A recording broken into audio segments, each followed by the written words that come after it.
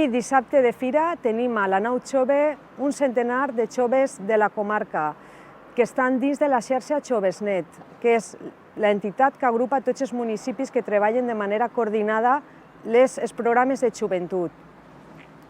La trobada de corresponsals, organitzada per la xarxa Jovesnet, permet que avui, durant tot el dia de fira, els joves de la comarca estiguen treballant accions concretes i puntuals per dinamitzar altres joves i compartir experiències ben positives. Content d'estar ací a Silla amb la trobada de corresponsals de joventut que organitza la xarxa Jovesnet, que representa en aquests moments per a nosaltres el model que volem aplicar a tota la comunitat.